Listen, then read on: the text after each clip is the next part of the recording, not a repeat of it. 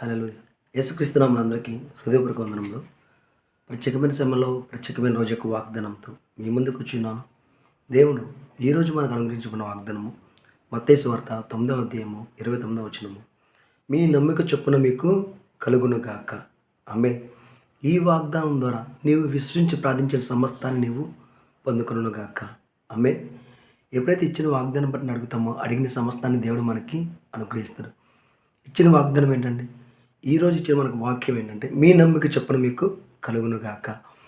నువ్వు ఏదైతే నమ్ముతున్నావో, నీవు నమ్మిన దాన్ని సమస్తాన్ని నువ్వు దేని ద్వారా నమ్మాలి? యేసుక్రీస్తు ద్వారా సమస్తమును సాధ్యమైన విశ్వాసం నువ్వు దేనైతే నమ్ముతావో దాని ద్వారా సమస్తము నీ జీవితంలో జరుగుతుంది. ఎందుకంటే సమస్తం మీద అధికారం కలిగిన వాడు నజరైన యేసుక్రీస్తు. నువ్వు ఎప్పుడైతే నజరైన యేసుక్రీస్తుని విశ్వసించున్నావో ఆ విశ్వాసం ద్వారా ప్రతి దాని మీద అధికారం కలిగి ఉన్నవాడిలాగా నీవు మారిపోయి ఉన్నావు.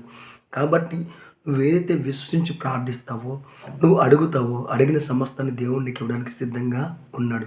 కాబట్టి నువ్వు ఈరోజు ప్రార్థించిన సమస్తాన్ని దేవుడు నీ జీవితంలో చేయబోతున్నాడు. ప్రార్థించుకుందామా? స్తోత్రం మహోన్నతమైన దేవా, నీకే వందనాలు స్తోత్రాలు చెల్లించుకున్నాం తండ్రి. ఇచ్చిన వాగ్దానం బట్టి నీకే కోట్ల స్తోత్రాలు చెల్లించుకున్నాం దేవా.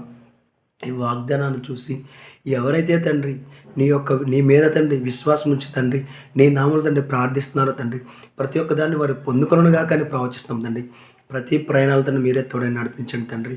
కావాల్సిన ప్రతి ఒక్కరికి కావాల్సిన ప్రతి ఒక్క సహాయాన్ని అందచేయమని నా జడైన యేసుక్రీస్తు నామములో అడిగి వేడుకుంటున్నాం తండ్రి. ఆమేన్.